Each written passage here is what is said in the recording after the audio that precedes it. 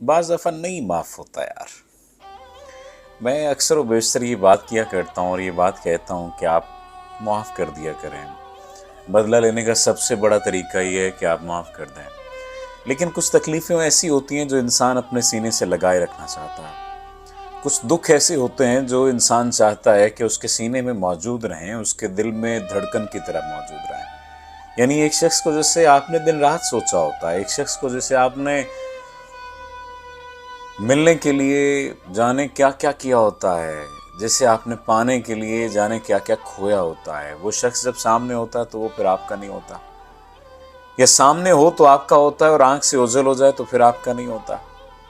ये कैसा अजीब दुख होता है कि वो अपने हुस्न को आप पर निछावर करता फिरे लेकिन मोहब्बतें कहीं और निछावर करे। ये कैसा अजीब दुख है कि वो आपके लिए जानो माल लगाता फिरे लेकिन दिल ना लगाए।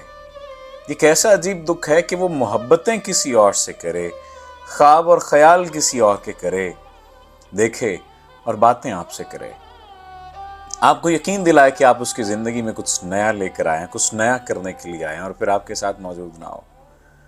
कैसा अजीब दुख है। कुछ दुख मुझे लगता है कि इंसान के अंदर मौजूद होते हैं और वो अपनी ही सज़ा अपने आप को दे रहा होता है और वो ये समझता है कि वो दूसरे को माफ़ नहीं करेगा। दूसरे को माफ़ करना उसके बस में नहीं होता, उसके इख्तियार में नहीं होता। बाज़ दफ़ा ज़रूरी नहीं होता माफ़ करना, लेकिन ये ज़रूरी होता है कि आप संभल जाएं। संभलना सबसे ज़्यादा ज़रूरी है और संभलना सबसे ज़्यादा मुश्किल काम है। याद रखिए, इस दौरे नागवार में जीना कमाल है, मरना कोई बड़ी बात नहीं है। हम मर ही तो रहे हैं। हम सांस लेते हुए जो ज़िंदगी गुजार रहे हैं, सांसों का लेना या सांसों का नाम ज़िंदगी नहीं है, ज़िंदगी गुजारने का नाम ज़िंदगी है। कोशिश कीजिए, अपनी ज़िंदगी की जिम्मेदारी खुद लीजिए और माफ़ अगर नहीं कर पा रहे तो कोई बात नहीं, ना करें माफ़। लेकिन एक बात ज़हन में रखें कि आप अपने साथी हैं, कोई दूसरा नहीं है।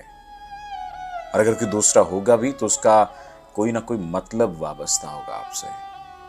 यकीन मान लीजिए, हो सकता है इस बात से आप इख्तिलाफ करें, लेकिन ऐसा ही है। जितनी जल्दी इस हकीकत को तस्लीम कर लेंगे उतनी जल्दी आपकी ज़िंदगी में आसानी आ जाएगी।